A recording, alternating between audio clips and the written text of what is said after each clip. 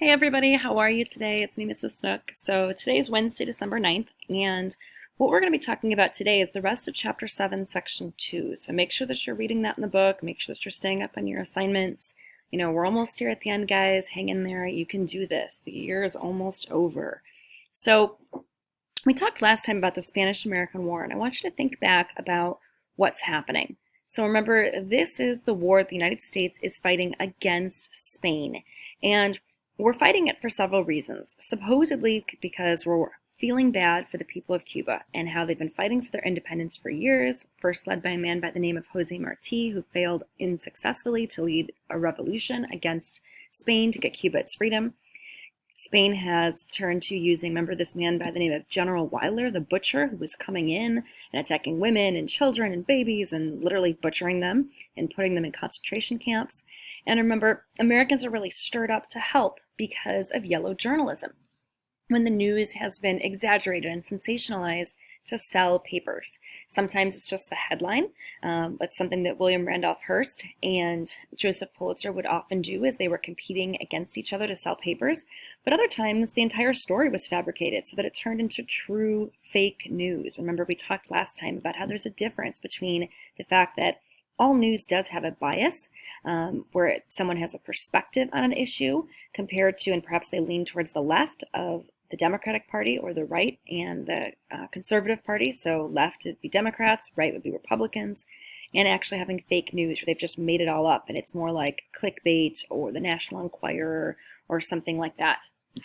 So as people are reading these yellow journalism, perhaps fabricated stories or just sensationalized headlines, they really feel for the people of Cuba and what's happening there. And they say, how can little children 90 miles off the coast of the United States be getting butchered and we're not going to do anything about it? And of course, that humanitarian reason really got people's hearts and really said, we need to do something, we need to help.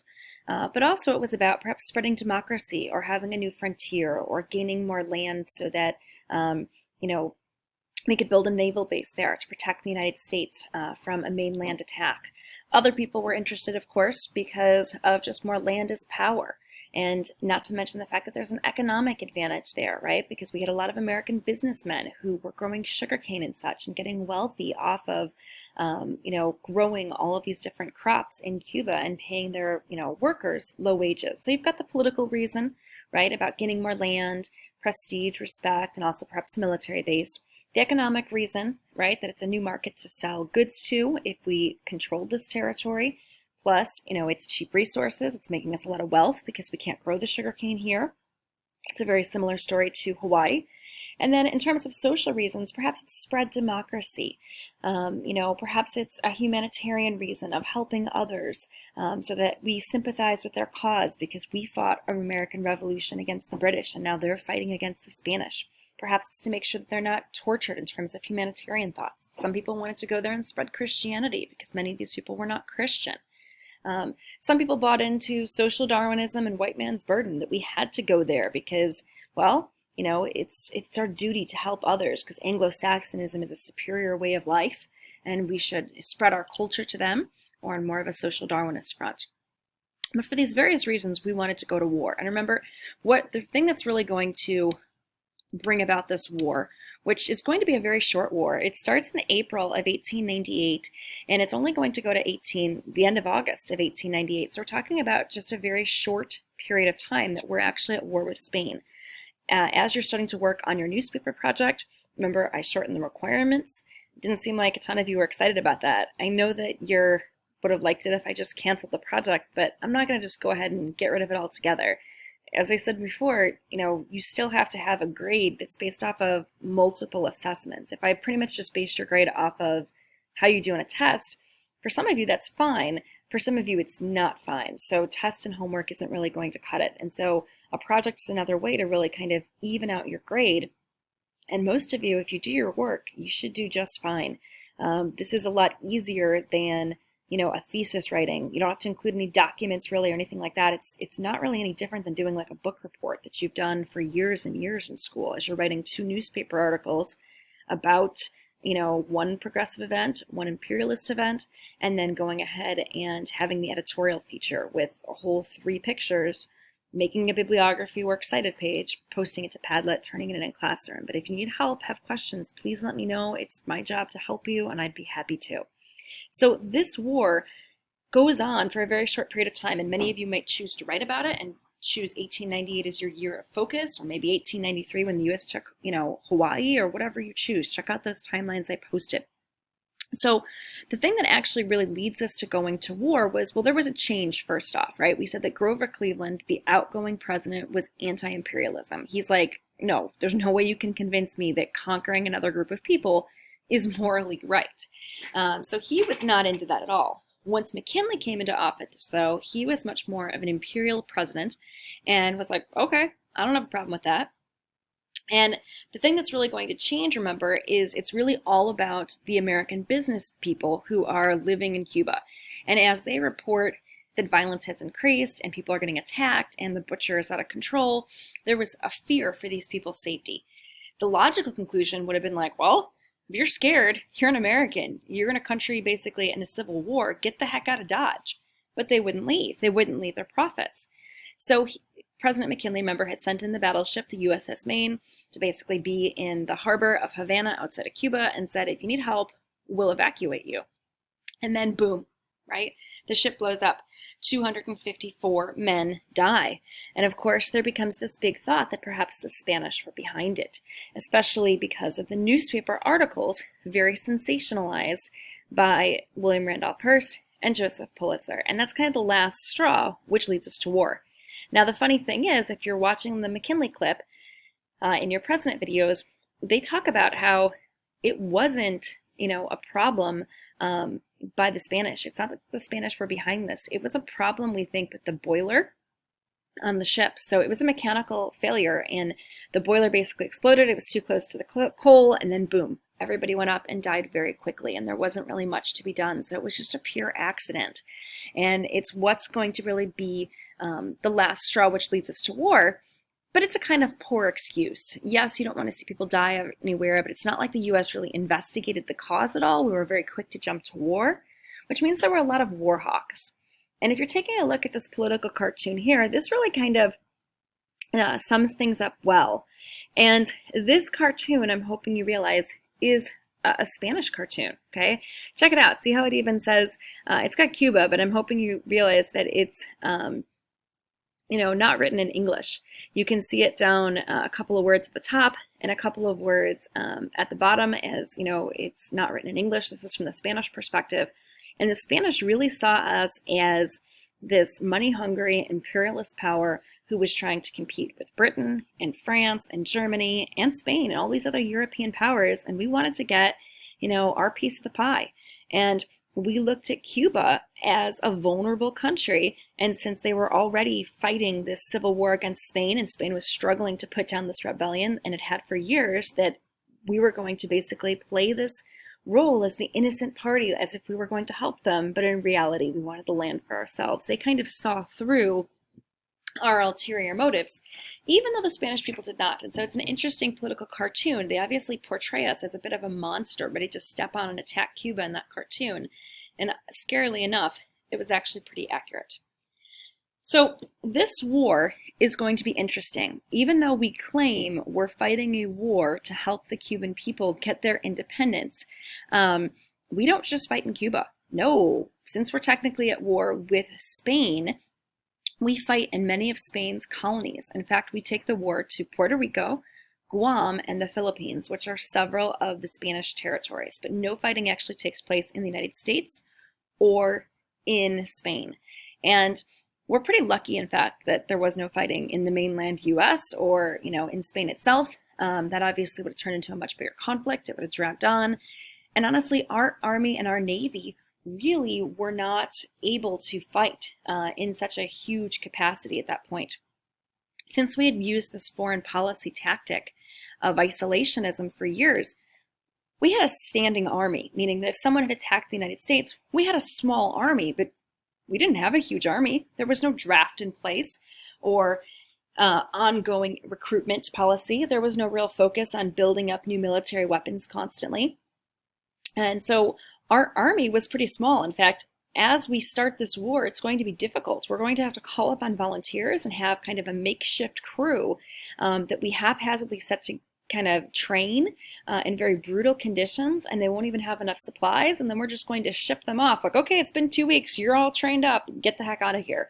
It's going to be very quick. We're not sending our best of our best, and honestly, we didn't have that. The other thing was that our Navy is definitely not what it is today. Secretary of the Navy was a man by the name of Theodore Roosevelt. And Theodore, or as he liked to be called, Teddy Roosevelt, he had become Assistant Secretary of the Navy, and he had started to build up the Navy, realizing that it was behind, it was antiquated. It could not compare to the ships that Great Britain was building and that Germany was building.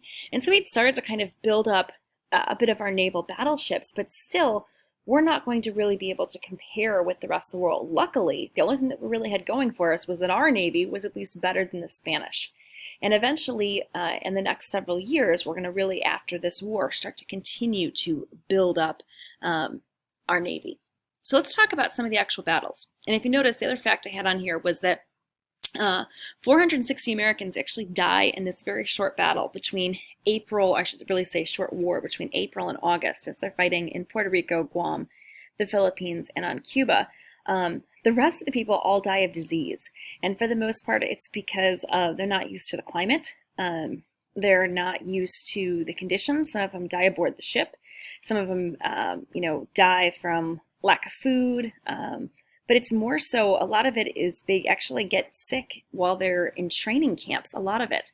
So some of them start to first, not have enough food, not have enough rest, things like that during training, and there's lack of hygiene, and they're in close quarters, and so they might get some kind of illness at that point, and then it's a lingering, ongoing illness, and then as they continue to go into battle, it eventually kind of eats away at them over time. Or at the same point, they end up getting malaria and some things like that, especially as they travel abroad. Now here's a picture of Theodore Roosevelt.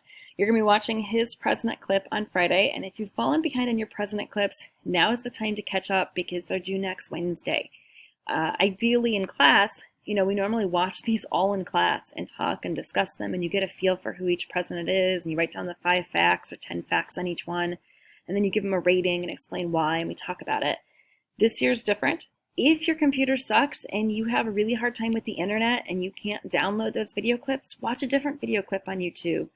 Google the president and write down the 5 facts, whatever it takes to get it done. But the goal is to get you to learn more about who each of these leaders are in terms of their personal life, but also in terms of the laws, the policies they passed.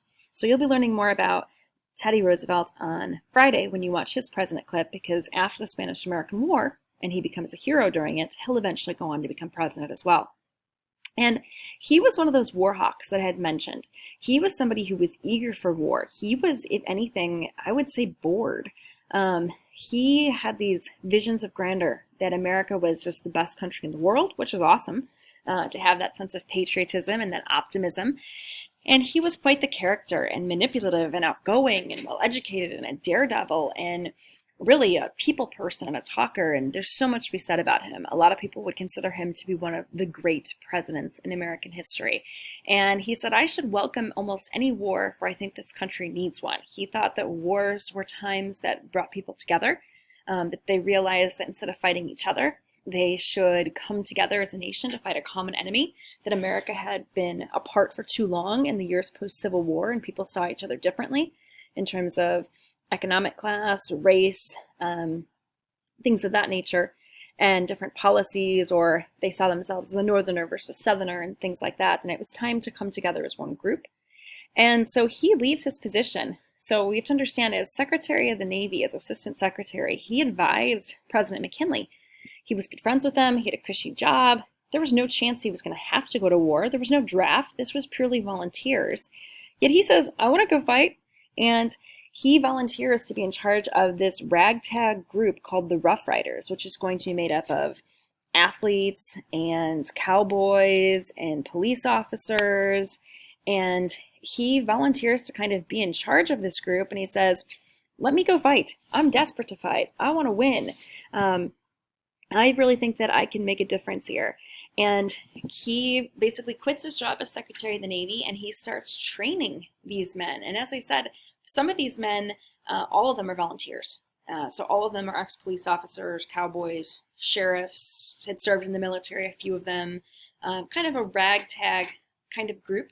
The interesting thing here is that Teddy Roosevelt really did champion the rights of African Americans. That is another positive of him. And eventually when he becomes president, he will try to work towards African American rights. He's not going to make a whole lot of progress, but he did work towards that. And he was very supportive of saying, you know, I'll take any volunteer. I don't care if you're black. I don't care if you're white. And so many African Americans will serve in this regiment. You know, he was not prejudiced and as biased as many of the other people during this era. And so he trains these men. But as I said, the training is going to be very short. Most of them already knew how to shoot a gun, knew how to ride a horse, but they don't really receive enough training or adequate training. The war seems to be moving at a very fast pace, and they kind of wanted to have that advantage. They figured if they waited a long time and trained their men well and got enough supplies produced, that Spain would also have that advantage. They wanted to basically declare war, get men there as soon as possible, and basically just annihilate the Spanish. Because they said the Spanish have been fighting now in Cuba for years. A lot of their soldiers are tired of fighting. They're desperate to go home. We need to basically kill as many of them as possible to take away the rest of the men's morale and desire to fight, and they'll just basically surrender. Because being a soldier is a job after all, and they'll just basically say, I'm done. I want to go back home to my family. And another thought was, you need to get American ships there as fast as possible to blow up the Spanish fleet, because if you can blow up the Spanish fleet, you won't be able to bring in any more food or supplies or weapons or new soldiers to Cuba. And so basically, if those soldiers who are already stationed there start to feel isolated or lacking food or supplies or more weapons or reinforcements, that will also lead to their surrender. And so unfortunately, though, as these men were very quickly trained, they really didn't receive adequate training. They really were just going in on their wits and didn't have enough supplies. In fact, the U.S. government sent them with stupid supplies. We know for a fact that they were going to Cuba, which is a very tropical climate, yet they sent them with like long underwear. So they said, well, maybe that will help fight mosquitoes. So not everything was adequate. And as I said, some of these men then, while they're training in camps and close quarters without hygiene, without necessarily adequate medical supplies, they'll start to die from some infections and things like that compared to really dying from disease. Now, I want to go forward and kind of show you what's happening simultaneously. So if I flip back for a second, as Teddy Roosevelt is basically preparing these men and training these men, very quickly and trying to get them there, they're still going to take several weeks by the time they actually get trained, they get ready, and then, you know, they take ships to get to Cuba, even though it's only 90 miles from the United States. So while this is happening, the United States also has another play, and that is they decide that they're going to attack the Philippines. And I'll come back to this slide here in a little bit because I want to talk a little bit more about it later. They decide they want to attack the Philippines. So if you're looking at this map on the top, you might say, why? Okay, why isn't the fighting just here in Cuba? That's a fantastic question, because the U.S. is secretly greedy. The U.S. tells the world, we're not going to Cuba to conquer it. Oh no, we actually create this whole statement, this whole facade, and we pass this statement called the Teller Amendment. And in the Teller Amendment, we basically say, we promise, or we tell, Teller was the guy's name, but we promise that once this war is over, we will give the Cuban people their freedom. We're just doing this out of the goodness of our hearts because we're so sweet. Yeah, remember that. And we claim that what our thoughts are is, okay, here's the Philippine Islands. We're thinking that, you know, the Spanish will leave, you know, the Philippine Islands, which they control. The Philippine Islands are named after the Spanish king, King Philip II, who brought you know, Spain into kind of a golden age. A lot of their artwork was created under him, and a lot of their advancements and conquering of the U.S. came under him back in the 1600s. And their thought was, ooh, now that the U.S. has declared war basically on Spain and we're fighting for Cuba's freedom, the Spanish will take all of their ships. They had 4, 5, 6 ships stationed here in the Philippines near Manila Bay. They'll leave, and then they'll basically sail okay? And they'll sail from the west, and they'll eventually come down around South America, and then they'll come up and they'll basically help Cuba. So instead of letting that happen, and we figured that, yeah, it's going to take them a long time to sail there, but by the time we train our Rough Riders, get them all ready to go, ship them over to Cuba, it could be basically at the same time. So our thought was, use the element of surprise. The Spanish don't necessarily know that we're going to attack the Philippines. We haven't said anything about it. I mean, I guess since we're at war with them, technically anything was fair game, but we haven't said anything about it. So U.S. Commodore Dewey, the guy here in the picture, he is stationed here at Hong Kong, and he had basically been overseeing what the United States was doing with China. We were trying to help the Chinese, remember, not get conquered by the British or by other European powers. We'll talk more about that here coming up actually on Friday. And so Commodore Dewey, they contacted him and they said, okay, Commodore Dewey, you're going to leave Hong Kong. We want you to sail into the Philippines here to Manila Bay, and we want you to attack. And so on May 1st, they sail into the bay, they attack. It was basically a surprise attack. The Spanish had no idea that we were coming, and we annihilate them. I mean, we very quickly are able to just destroy their ships. And as you can see, the New York World here, and Dewey smashes Spain's fleet. And even though they tend to use yellow journalism in this day and age, honestly, it wasn't, too much of an oversight. You see the pictures here, the 3 Spanish cruisers completely destroyed. That was pretty much what happened. They just didn't know the attack was coming. They hadn't even heard that the U.S. had declared war on Spain. They weren't prepared for it, and we sunk their ships. And so basically, the fight then is not going to be at sea. Yes, Spain can eventually launch, more ships from Spain and bring them to Philippines to perhaps fight, but Spain now has to decide, where do they really want to send their ships? Do they want to send them to the Philippines? Do they want to send them to Cuba? Where do they want to go? And so they're kind of at a loss.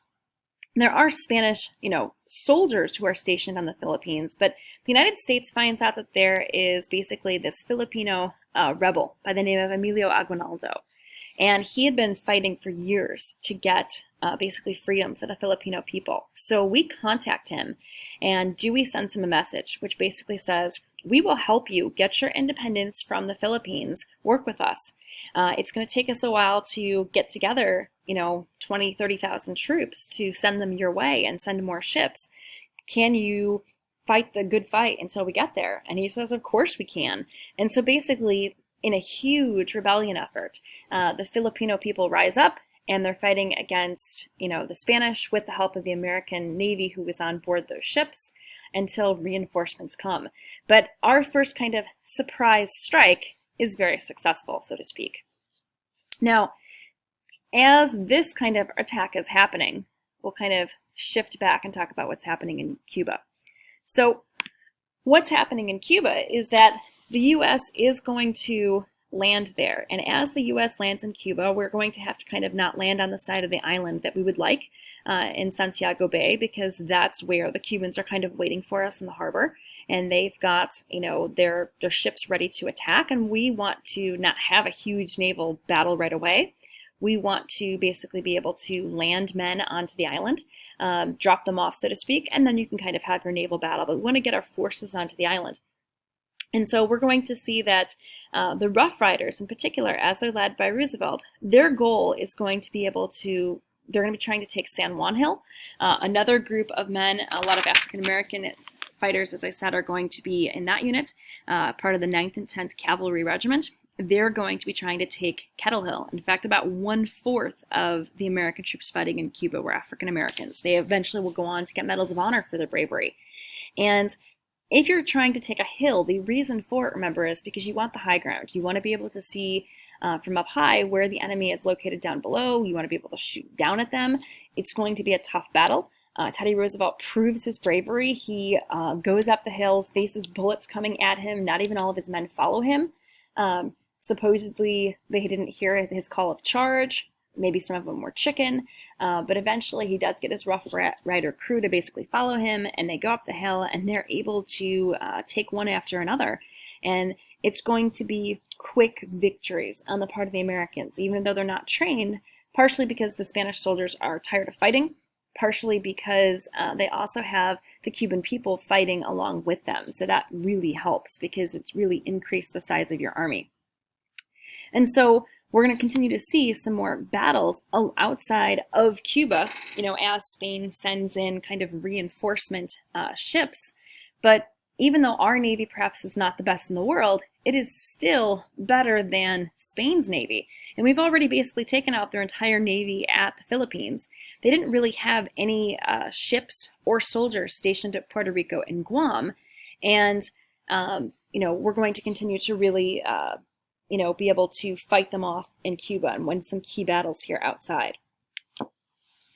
So I already kind of talked about kind of what's happening here simultaneously, but to kind of wrap up what's happening in Cuba, Cuba is kind of the first official victory. And so even though we kind of start the fighting in the Philippines, then we get troops in Cuba, we're able to kind of win in Cuba first, then take Puerto Rico and Guam, and then we finish in the Philippines.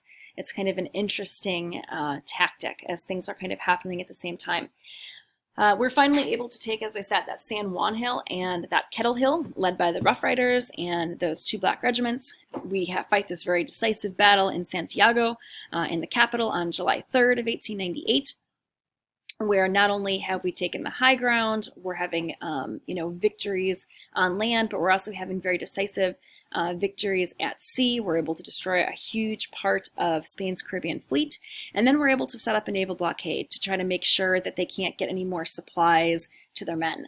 And this is when Spain is starting to realize we're in a really tough predicament because, the troops are basically, starting to run out of food, supplies, and munitions. The Cuban people plus the Americans are surrounding them. They're taking the highland. They're getting outgunned. They're getting outmatched, and they're starting to die.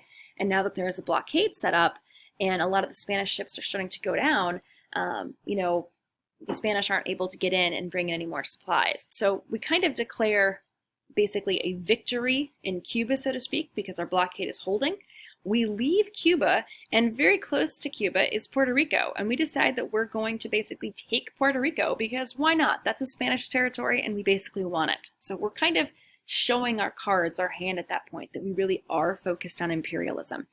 And then we're going to sail throughout the Pacific, and we're going to go to the Philippines, supposedly because we want to liberate them and help Emilio Aguinaldo and help them get their freedom. And so we're going to be bringing in more soldiers and more of a naval presence, and then we're going to be able to win there as well. So first it's Cuba we take, then we say, why not take Puerto Rico? We continue sailing on, why not take Guam? I mean, there were literally like barely any troops and no real naval presence there, so it was very easy to take those islands. And the people thought they were getting liberated, so they were like, yay, Americans! They were so happy to see us.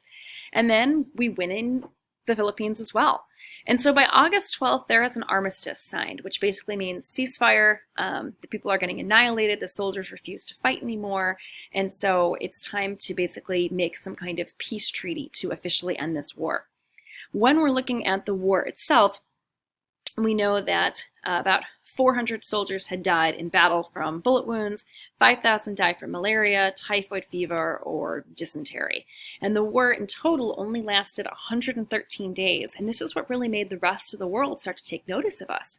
Because they're like, wait a minute, Americans always claimed they were all about freedom and equality and democracy and just protecting people's rights. But wait a minute, did they really fight this war and win? Are they really declaring kind of their presence on the world stage? Are they actually going to give up all of this territory they've acquired from Spain, or are they going to keep it for themselves? And so the rest of the world was really kind of in awe of this at this point, perhaps fearful of us, perhaps interested in what we were really doing.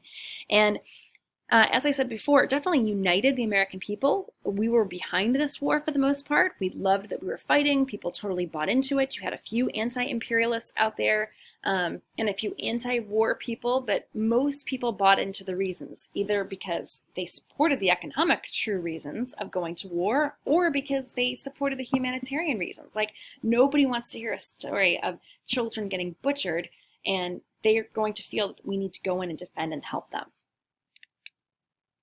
And so just so you can kind of see our path here, that, first we were going to be leaving Hong Kong, going to the Philippines, fighting here first. Then the fighting really focused here in Cuba. We left Cuba to get Puerto Rico. And then we're going to be sailing around South America, coming this way, getting Guam, and eventually fighting the Philippines where it wraps up. So now the United States is starting to make this little empire, isn't it? And if you notice, we've got Alaska, right, which is in red, part of the U.S. territory. We've got the mainland United States. We've got Puerto Rico. We've got Guam.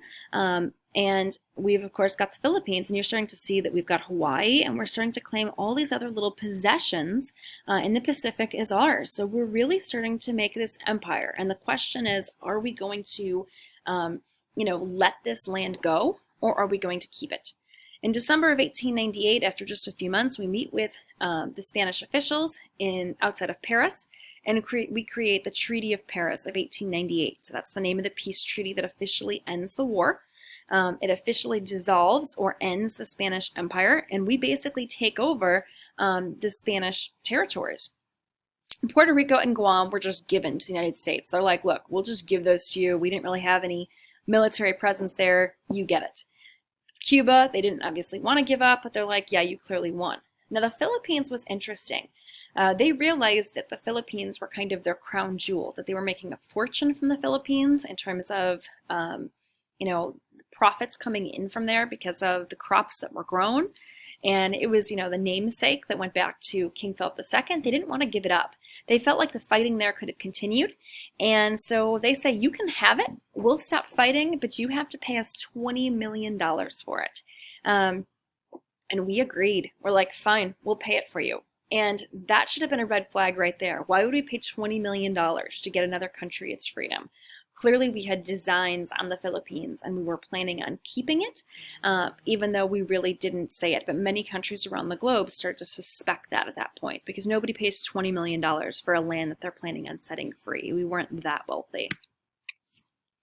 So to kind of wrap up what's happening with each country, by January 23rd of 1899, the Philippines had declared itself a free and independent country, a republic, a democracy. They elected Emilio Aguinaldo as their president, as their leader, and they said basically that, hey, we're a free and independent country. And they started to question us and say, why did you just pay $20 million to give us our freedom? We want you to leave, have your troops leave, the Philippines immediately. We refused to leave. They started to realize something was up. And they said, we refused to, I said they refused to surrender, but they refused to give up. Basically, they said, we will start attacking you unless you, have the troops removed. And we said, we're not removing our troops. We're just helping you set up your new government. They were very distrustful of us. They wondered what our true motives were. And they basically said, we refuse to surrender. We are going to continue to attack your troops. We're going to fight. We're going to be an independent country. We're never going to be, controlled by someone else like we were by the Spanish. Now, Cuba is yet again kind of a similar story where, remember, we had promised with the Teller Amendment, where we said, we promise to give you your freedom after the war. And we're not just going to war because, we want more land. Oh, no, we're going to war because we want to see you get your freedom because we believe in democracy. Fooled you. After the war here, after the Treaty of Paris, we passed the Platt Amendment by Congressman named Platt, where we say, sorry, Cuba, you're just a baby country. You're not used to controlling yourself. We need to protect you. Yeah, that's the most condescending mentality ever. We said that they didn't know how to run their own country. And we said, from here on out, you have to let us build a naval base. You're not allowed to go to war with anyone else. You're not allowed to make a trade agreement with anyone else. You can have your own local government, but we can interfere and do whatever is necessary. So basically, we're going to be your big brother, your father, so to speak, whatever you want to call it. And this was just a way for us to insert our power over Cuba. So Cuba was, not technically a U.S. territory. It was not, the people were not U.S. citizens. They couldn't elect our president or our leader. They didn't really have any say in what happened in our country, but we told them what to do in their country. We were protecting them. They could elect their local leaders, but we basically still had ultimate authority and a military presence there and could control them and tell them what to do. So they really weren't free. Now, Puerto Rico we allow them, we pass a law called the Foraker Act in 1900, where we allow them to elect their local leaders, but we didn't even allow them to elect like their governor. We basically said that that was all going to be controlled by whoever was president at the time, and by the United States Congress. They would control the territory of Puerto Rico. Now, Puerto Rico did officially become a U.S. territory, but not a state. And the people at first were not even U.S. citizens, meaning so they didn't have any rights. They couldn't vote or anything like that. But by 1917, we did offer them citizenship. And starting really, especially after World War II, there's been a continued discussion about whether Puerto Rico should become a state, but it never has. Guam also became a U.S. territory, but is not a state either. And there's been talk as well throughout the years about whether it should become a state. Now, in the Philippines, we're almost done here, guys. What ends up happening in the Philippines is that we're actually going to end up fighting a war in the Philippines for the next 3 years. The war in the Philippines ends up being longer and bloodier than the war that we fought against Spain.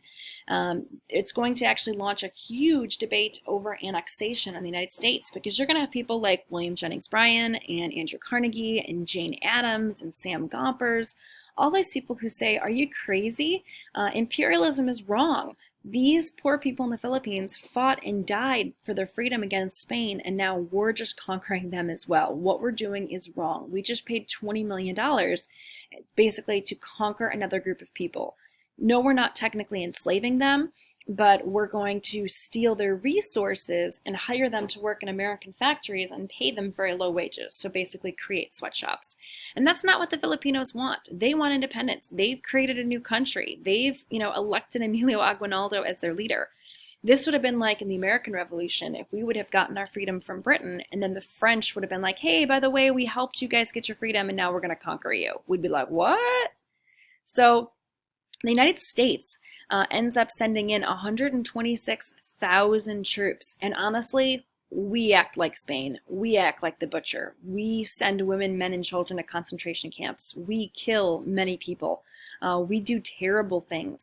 Many Americans die in battle, but also in disease. But even though many Americans die, specifically about 4,200, 600,000 Filipinos die.